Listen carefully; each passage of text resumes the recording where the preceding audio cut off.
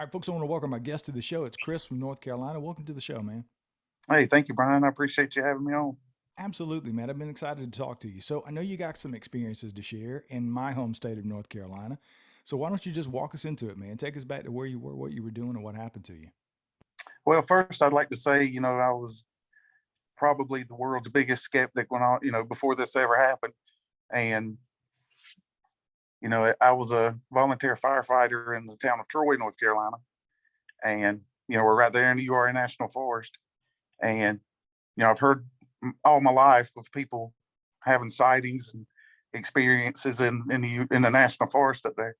And so we got a call one day that there was an Animal Planet show coming to the Uwharrie National Forest to do the Finding Bigfoot episode, and they actually did it at our fire station, is where they did their town hall meeting, and I was gonna go up there and laugh at all the nuts, and you know, you know how it is. But, I ended up getting the flu, so I didn't get to go that night, but afterwards, everybody was talking about, oh, these people were saying they were seeing Bigfoot in the national forest.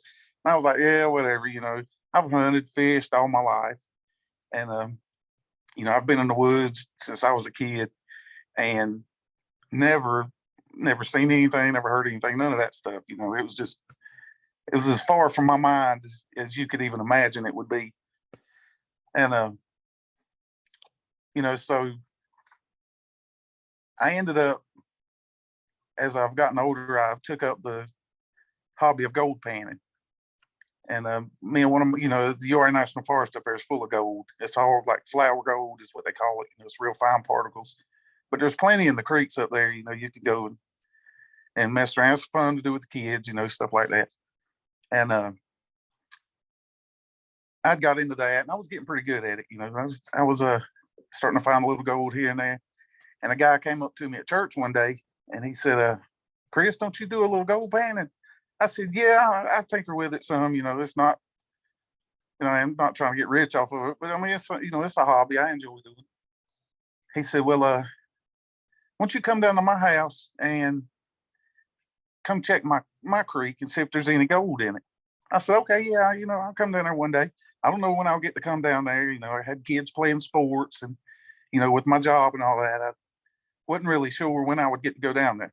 But he said, "Yeah, that's fine. Just whenever you get a chance." So I got to doing some research before I ever went down there, and supposedly upstream from his land, there was a gold mine up there in like the 1890s or something. And I thought, well, it might be a good chance of finding some gold in this creek.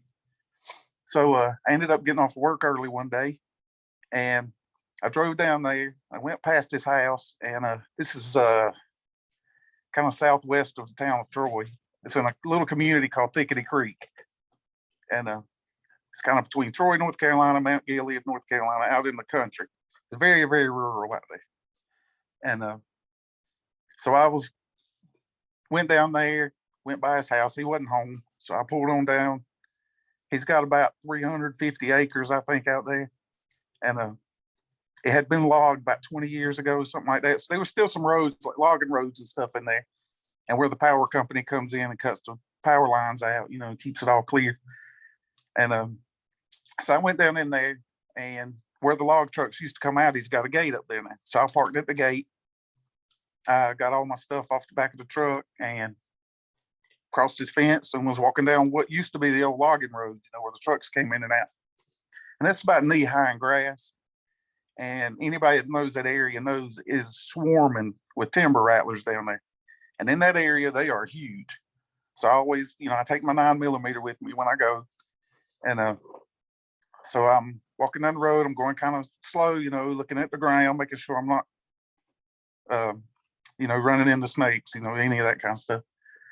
And just to give you an idea of the landscape, as you're walking down this road, it's I wouldn't even know what kind of grade to call it, but it's a pretty steep mountain to your right side, and the creek is on the left side. It's got maybe 4-foot banks, something like that, and the creek's runs in the bottom of it. So as I'm walking down this road, of course I'm looking for snakes, I'm looking at this creek, trying to find a clear place to get down in the creek without having to go through all the heavy brush, knowing that those snakes are down there like that. And I walk in there 150, 200 yards, something like that. And there's a kind of a flat, clear place to get into the creek. So I thought, hey, there's my spot. So I walk down in, get in the creek, and there's a huge rock in there. It's probably about the size of a Volkswagen. It's a huge flat rock in there. And my way of thinking was, hey, that'll make a good workbench, workstation. So I get down in there and I put all my stuff on top of that rock, to keep it all dry, my backpack and stuff. And I start digging rocks, having fun, just doing, I enjoy doing it. It's like, it's more than a hobby. It's, I really enjoy it. So I'm down in there doing that, washing some rocks and stuff. And I've been there for maybe a couple hours, 2 hours or so. And I always take a 2-liter soft drink bottle and I fill it with water and freeze it. And I set it on, I had it sitting on that rock melting. And as it melts, you got cold water to drink while you're there.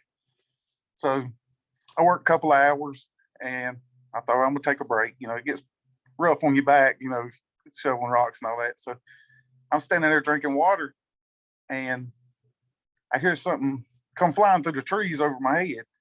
And it's hitting limbs, hitting leaves as it's coming through the treetops. And I'm standing there drinking water and I'm like, I've never heard birds do that. I've never heard a bird come through a treetop, hitting limbs and stuff. But I didn't see what it was. I just heard it. So I'm standing there, scratching my head, thinking, that was pretty odd. I'm looking around, my first thought was acorns falling. And I look around, I'm standing in pine trees, so it wasn't acorns. And by that time, I hear something coming through the woods again, bam, bam, bam, bam, hitting limbs, hitting trees, hitting leaves and stuff as it's coming through. And I look up this time and I catch it in my eye. It's coming from my left to my right. I look up and I see it, and it's a rock about the size of a junior-sized football. And it's coming through the treetops, over probably, 15 feet over my head, and it lands on the other side of the creek with a thud on the bank on the other side. And, like I said, I'm standing there trying to go through my mind, what in the world can throw rocks like that? I know my friend's not home. He's not going to be down there throwing rocks that big anyway. There's no, I can't think of anybody that could throw a rock that far. And I'm sorry, man. I'm shaking. I'm shaking telling the story. But so I mean, my first thing that come out of my mouth was, "If you stay over there, I'll stay over here." Don't know why I said that, but that's what I said. So I get all my stuff together and I unsnap the holster on my 9mm, and I've got my hand on it. And I'm walking out of the woods. And I ain't thinking about any snakes this time. I'm trying to get back to my truck. And the whole time I'm walking back to the truck, it feels like something's watching me. Now, I haven't heard anything, I hadn't seen anything, hadn't smelled anything, any of that stuff. So as I'm walking back to my truck, I've got my hand on my pistol. And not that it's going to do any good if I have to shoot something, but maybe it'll scare them anyway. So I get back to my truck and I throw my backpack in the back of my truck and I walk around the truck and I look back at the woods, and it's like the trees are like a tidal wave and they're going to consume me. You know what I mean? It was just that feeling, like that weird, just, I don't know. I don't even know how to explain it. It's just weird. Like something was there and it was paying attention to me. So I get in the truck and I leave. I take a left and go up the next road to the next stop sign. And when I get there, I am shaking and I am like, my mind is not working. And I just have to sit there a minute and just, take a minute and try to get my thoughts together and get myself together so I can drive. And so it went on. I left, went on back home. For whatever reason, it was like I immediately hid it in the back of my mind. Like I didn't tell anybody. I mean, how do you tell somebody that? How do you tell, your friend, hey, something's down there throwing rocks at me? And at the very least, I might have mentioned it to my wife. I don't even know if I did that. But that was in about 2012, 2013. And I mean, I'm recently just now to the point where I can even talk about it, even now. And but since then, I've had a couple of other things that happened, that have really made me think, maybe there's something to this Sasquatch thing. Maybe all these people are not crazy, or maybe I am crazy. I don't know. It's it's just a weird place to be, in your mind at that time. But there was another time, me and my cousin, we're like brothers. We're like 9 months apart in age, so we've always been real close since we were kids. And we were down not far from that same area. Little river runs through there. It's a real small river, but I mean it's pretty good fishing. So we used to fish down there a lot. It's close to home, close to town. You can shoot down there in the afternoon after work. You got plenty of fishing. It's fun. So we were down there fishing one day, and this is not very far. The way the crow flies, it's not very far through the woods from where this first encounter happened. And we were trolling up the edge of the river fishing, and all of a sudden this big huge rock comes out of the trees and splash at the back of the boat where I'm sitting. I mean, it's big enough it splashes me. And I said, "Man, did you hear that?" He said, "Yeah, what was it?" He said, "That must have been one of these big catfish." I said, "No, man, that was a rock. I saw it come out of the trees." And in that area, I think one guy has a camper down there, and another guy lives in a pretty big house, but he's way up on top of the mountain. So I mean, and it's grown up, it's thick, snake infested. Nobody's down there throwing rocks at us while we're fishing. So I mean, these things, they're just hard to explain.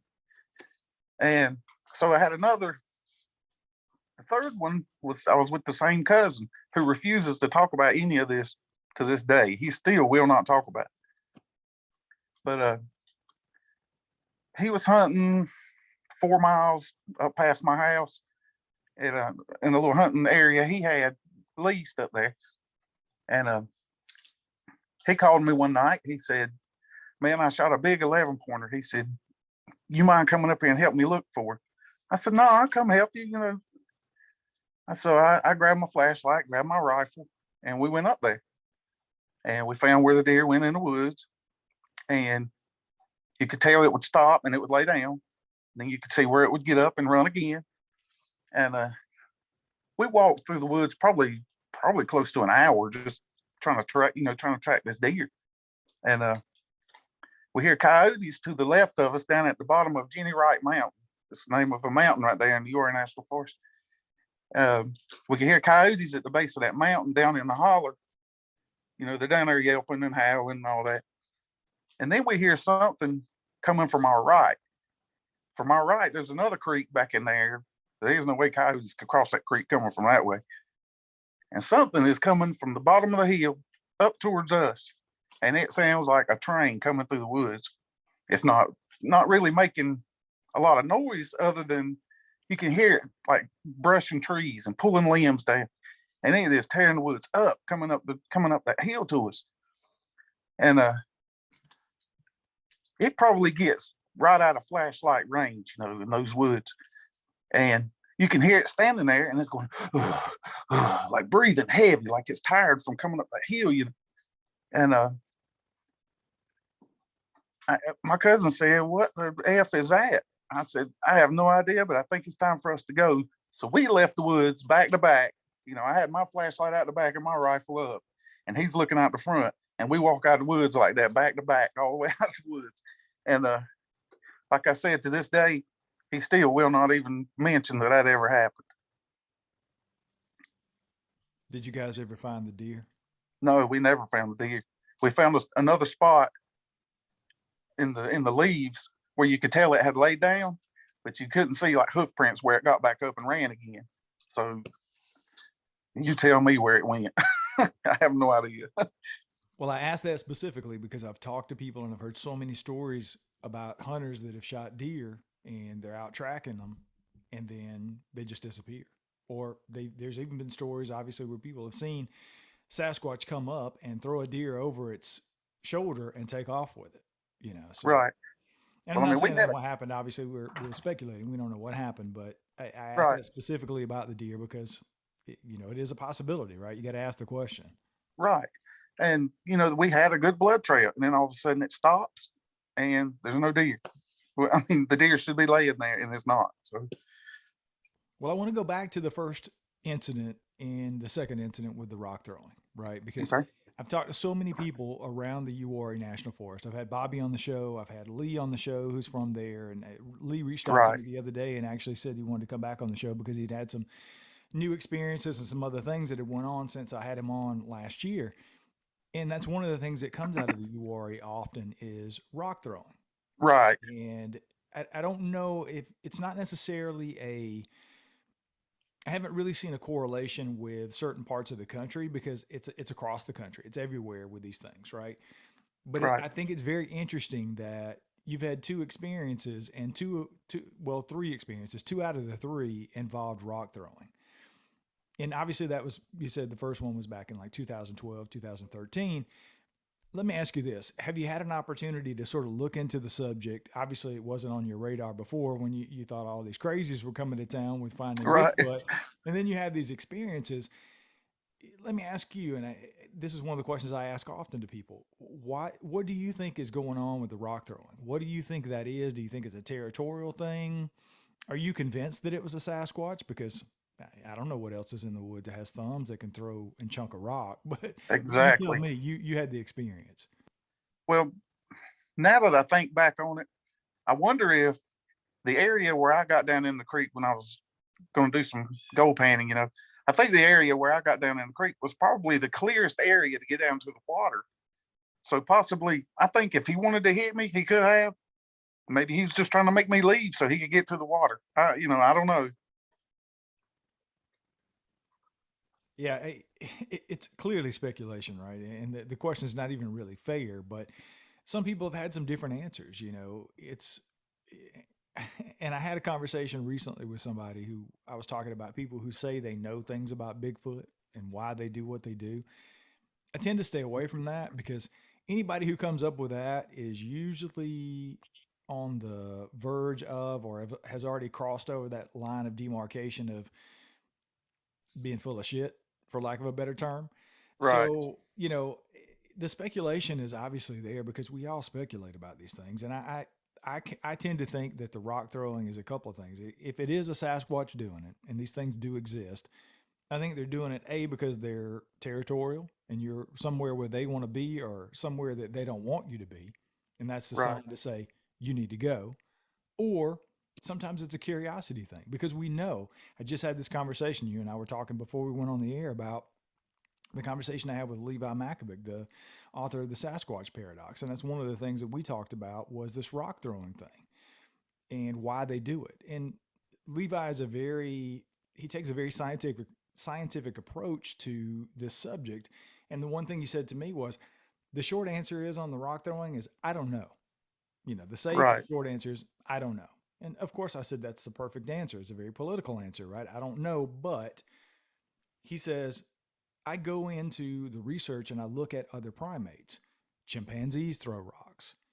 Gorillas sometimes throw rocks. It is a innate primate thing for them to throw rocks. So right, if we believe that Sasquatch is real, and we believe that Sasquatch is real, and we believe that it's some sort of a primate, then that behavior makes sense on a lot of levels.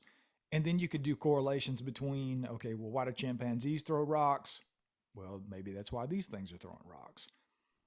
And I've also had people tell me stories that they're chunking these big rocks. If they're the size of a junior football, if that thing hits you in the head, you're done, dude. That's the yeah, end of the right. Like, story, right? It's lights out. well, like I said, I think if it wanted to hit me, it could have. I mean, I think, I mean, the only thing I could come up with is maybe I was somewhere it wanted to be, and it wanted me to go so it could get down. I mean, I don't know. No, no, nobody's experts, no matter what they say. Definitely not, man. So you're up around the Uwharrie National Forest area. Since these experiments or since these experiences and things that you've had going on, are people talking more about it up in that area? Are you sort of hearing more stories, or people having more sightings, or things going on? Or is that more like it is in certain pockets of other places in North Carolina where it's more isolated and it's just a smaller group of people? I think that people are more are talking about it more than than they used to. I think a lot of people would keep it in just for the simple fact of somebody like me calling them a crazy, you know. But yeah, I think people are talking more about it. I think it's more mainstream now to talk about it than it's ever been. I mean, like I said, I was a staunch critic. There's no way I was the biggest skeptic you've ever known. Now, I don't know. I just don't know. Well, yeah, when you have those kind of experiences where something's throwing rocks at you, I've said it often about the rocks, the tree structures and the other things that are sort of attributed to Bigfoot and Bigfoot behavior. And people say, well, this tree structure was made by a Bigfoot. I've talked about it here on the property before. I found things that I think are strange that could be natural occurrences. They don't look natural to me, but it could be. But that is a very subjective thing. If a bunch of trees are in an area, it could be snowfall. It could be, all kinds of things that causes trees to fall in the forest. And you don't necessarily have to see it or be there for it to happen. It's going to happen, and then you happen upon it and it looks weird. I don't go to, hey, a Bigfoot made that, because it could be anything. But when you're in the woods or you're in a boat fishing and rocks are being chunked at you in the middle of the woods where there's no other people, either they're falling out of the sky, you're making it up, or you're crazy. Those are really the only three options outside of it being a person or a Sasquatch, right? Right. And that's the reason that, until now, I haven't told anybody other than, my cousin who was with me, and he won't even talk about it now. But I think I hid it back in my mind when it first happened, when that first one happened. And I mean, it was affecting me. I was ill all the time. I was stressed. I had anxiety. And that's the only thing I can contribute it to. I was holding that in, and I didn't feel like I could tell anybody. I felt like I was, on a deserted island by myself. But, so I mean, this is like therapeutic to me because I can actually tell it. And I know that people have been through the same thing as me. And, it does so much good just to get it off your chest. Yeah, But it's I one of the found that's out the with that first encounter I had, I did find out that that land was for sale, and I made a point to make myself go back down there. I went down there. I asked the guy, I said, "I know your land's for sale. Can I go and do some more gold painting before you sell it?" He said, "Sure, come on down here." So I went on down, and at that time, I didn't have gold painting on my mind. I was going down to see if I could find some footprints or see if I could find something, something to convince myself that it really happened. And I ended up finding a little bitty gold nugget, and I took it to the guy's house. And I thought, this is my chance to maybe bring it up, bring the subject up to him and see if he's heard anything, kind of like a a goodwill gift or something, I guess. But I went up and talked to him. He said he's never heard anything, never, it had been years since he had even deer hunted on that land. So I mean, they never really even went out there anymore. But yeah, I did report that one to the BFRO a couple years ago, and the guy called me. We talked about it. He was wanting to get back on the land, and try to do like a overnight investigation or something. And I got in touch with the lady that owns the land now, and she just kept putting me off.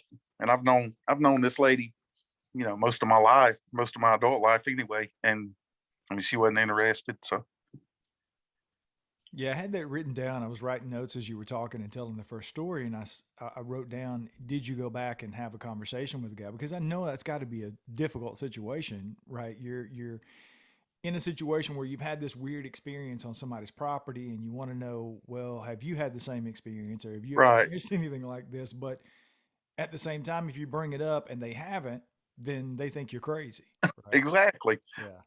So it's So kind of it's a rock and a hard place, literally, that you're in to right, ask more questions and get more information, because I think I've talked about it before, you know, shows like Finding Bigfoot and even Monster Quest and other shows, and shows like this, obviously, that thousands of people listen to every week, have done a lot to bring Sasquatch sort of into the mainstream so people aren't as hesitant to talk about it, or you know, there's more people that believe in it than did maybe 10, 15, 20 years ago. So it's a little bit easier to talk to people about it, and they don't scoff, because I think one of the things that's done it is you can't drive around we're in Lenore, North Carolina, and you can't drive around here. You can't go to Morganton or, you know, Hickory 40 minutes away, and I don't pass at least 3 cars, one of which had a sticker from Sasquatch Odyssey on the back of the truck, you know, which was a pretty cool thing to see. But you see these Bigfoot stickers on the back of the cars, and I believe stickers and things like that. So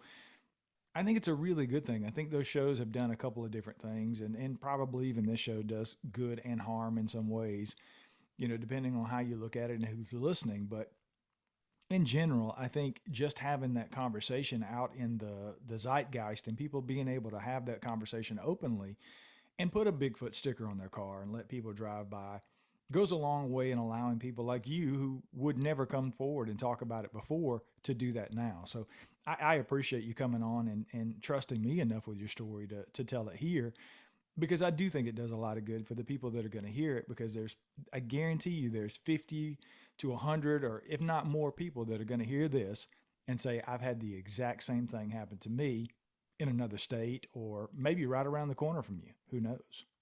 Right.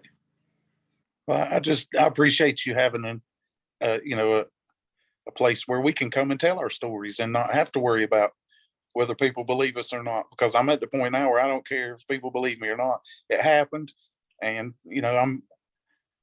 I'm just recently coming to the point where I can even talk about it and tell people about it. And I still feel odd around some people, but And that's the whole purpose of this show, is to give people a space where they don't feel crazy. And it doesn't matter if people believe. I get that all the time. You know, I try not to read the comments, but I hear it all the time from people who listen to the show, and they show up week after week after week. And usually it's, you know, there's 4 or 5 people that have negative comments to say about every single show, about every single person that's on, about, you know, their story can't be believed. There's no way that happened. And I'm like, okay, well, you don't have to believe it, right? There's people that have told stories on the show that I'm not sure are altogether true, right? I do my very best to make sure that we vet people and bring them on, but at the end of the day, it doesn't matter if the story's true or not. It really doesn't, because if the person believes that they had that experience, that's really all that matters to me. I don't bring anybody on that I don't believe that they believe have had some sort of real experience. You haven't said that it was a Bigfoot that did any of the things that we just talked about. I inferred that several times because that's what it sounds like to me. You just said, I had this experience in the woods and I can't explain it, right? right.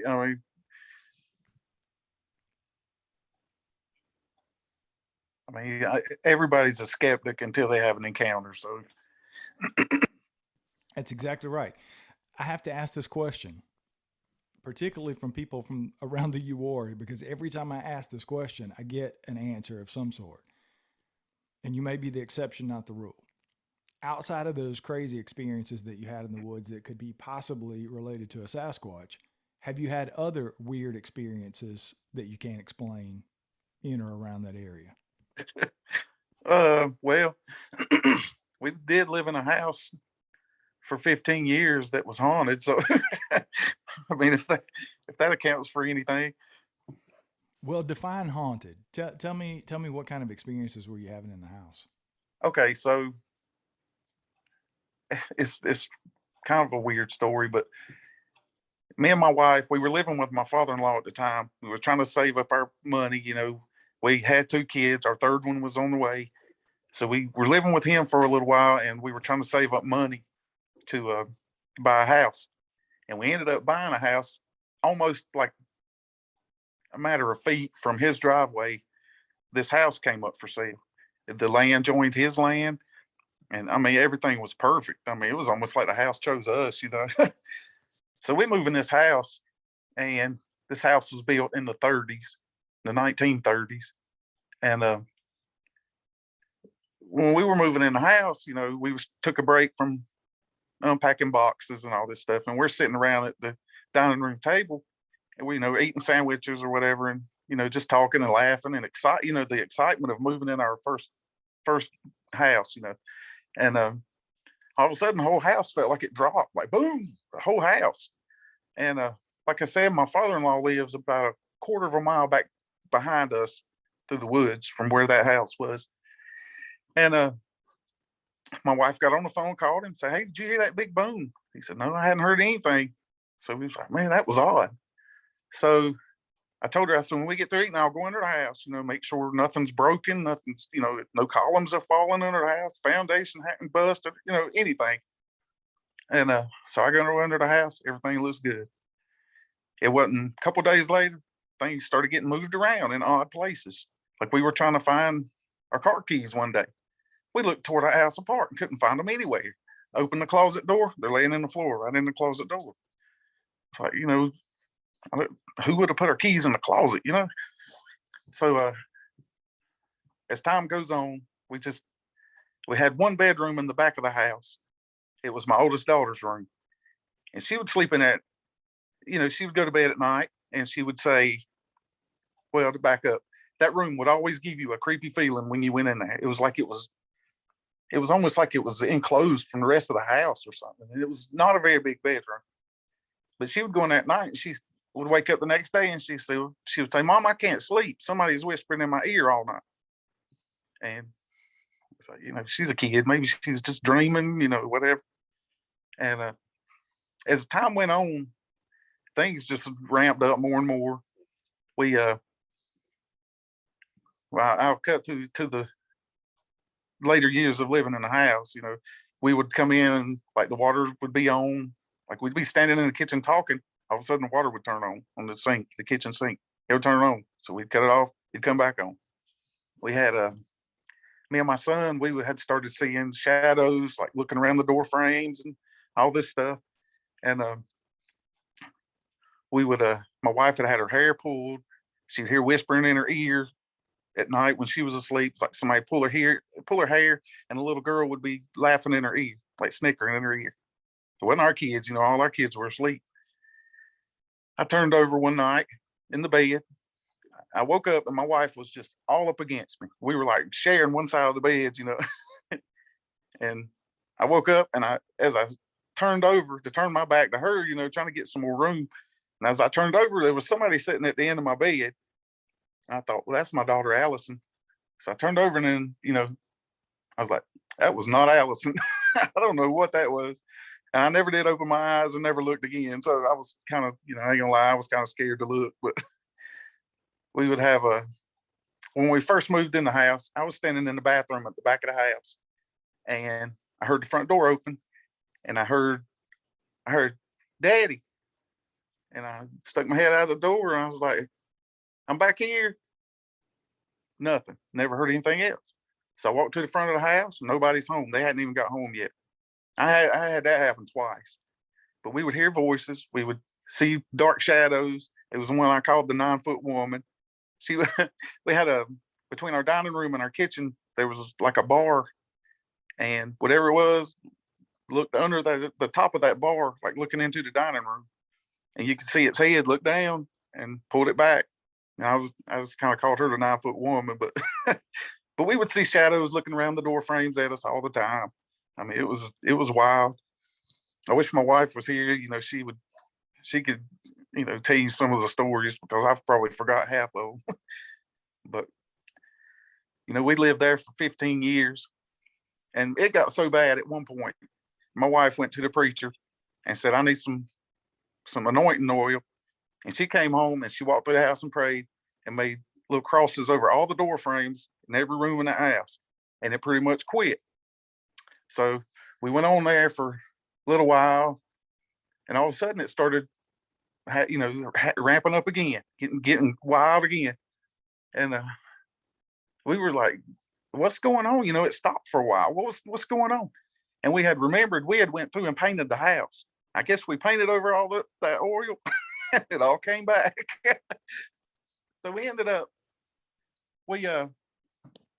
selling that house, and we moved to Asheboro, which is about 30 miles from Troy, closer towards Greensboro, North Carolina. And my daughter and her husband had bought the house. My daughter lived there most of her life, so she knew what was going on, and so she wasn't scared. She said, "Yeah, we'll buy it." So we cut them a good deal on it, for their first house. And she called me one day. She said, "Dad, you're not gonna believe what happened." I said, "Well, what happened?" She said, "I woke up this morning." She said, "Jerry was already gone to work." She said, "And I went in the kitchen, and the coffee maker sitting in the middle of the floor." She said, "I already called him. He said he didn't move it." So, I mean, it wasn't really anything that was malicious. There was no injuries, nothing like that. It was just like playfulness. Like, I mean, we weren't scared. It was just having fun. I don't know. It was just odd. Well, I've definitely had a different experience in haunted houses when I was a kid. I've told my story a couple of times on the show. I won't get into that, but I'm glad that it wasn't anything that was malevolent, because that can be it's bad enough when you have anything like that going on in your house, because there's just that unsettled feeling that you have of what's going to happen next, or is it going to get to the point where it's not just moving keys and something else bad happens, or whatever the case may be. I really appreciate you sharing that, man. I know that was probably not the easiest thing in the world, but I'm really glad you came on and shared your stories, man. I really enjoyed talking to you. Well, I appreciate it, Brian. Like I said, I appreciate you having a place where we can come and tell our stories, and without feeling like somebody's going to judge you, which at this point, it doesn't bother me. I'm old. I don't, that stuff doesn't bother me anymore, what people think of me. Absolutely, man. I'm glad you came on. I appreciate it.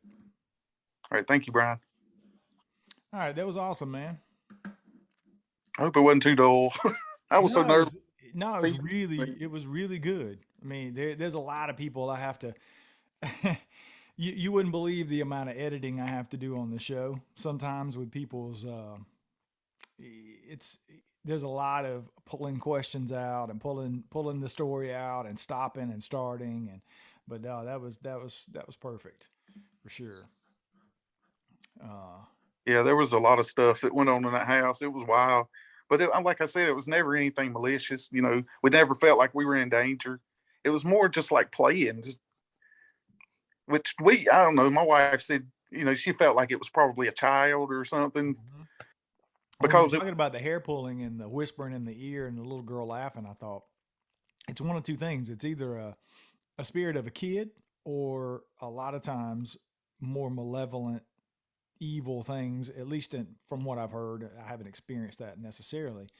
Will sort of take on the persona of a child or something that is disarming to people in order to gain whatever it wants, or whatever the case may be. That's a whole nother rabbit hole. yeah, But yeah, that's it sounded like if it went on for 15 years and then they've not experienced anything outside of that since they bought the house, I think that's a pretty good indication that it's not anything malevolent for sure. yeah. Well, my daughter and her husband, they ended up using it as rental property. Her father-in-law, he's elderly, and she had to quit her job so she could stay at home and take care of him while her husband worked. So they ended up, as far as I know, nothing else ever happened in that house. I guess the people who rent it now never said anything about it. Hmm. But yeah, my daughter, she had passed away about a year and 8 months ago, the one that had bought that house from us. So I Sorry to was hear supposed that. to go on another podcast. She passed away on August 2020. That was the next April. I was supposed to go on a different podcast, and emotionally, I was not there, so I had to cancel that. But No, I hate to hear that, man. I'm sorry to hear that. yeah, it was pretty tough. I can imagine. Well, I'm glad you got it. You got it out on here, man. Like I said, I really appreciate it. I know that wasn't easy to do, and most people who come on the show, it's not. So I try Yeah, to make it as painless as possible. well, I appreciate it because I was really nervous telling those stories again. It was almost like I was there again. I was Oh shaky, and yeah, yeah. So I I can appreciate it. I imagine. appreciate you making it easy to do. Absolutely, man. Well, I'll probably have it out in the next couple of weeks. I'm pretty caught up with most of the audio. I think I may have a couple of shows ahead of it, but I used to try to email everybody and let you know when it's coming out, but we don't get a chance to do that as often as I used to. Oh yeah, Again, that's fine. I'll see it on there. I listen to it all the time. yeah, I'll it was a little over 30. It's almost, yeah, about 35 minutes or so. Once I edit it down, it'll probably be 32, 33 minutes. So I'll just do a standalone show. Sometimes the little shorter ones I'll do like a couple of interviews together, which is rare. They're normally all standalone, but I'll definitely um it'll be its own interview and its own thing. So you'll see it when it pops up, probably in a couple of weeks. Okay. Well, I appreciate it. All right, man. We'll stay in touch. If you need anything, you got my email. So I read them every Yeah. day. All right. Well, I appreciate it, man. I hope you have a good evening. All right.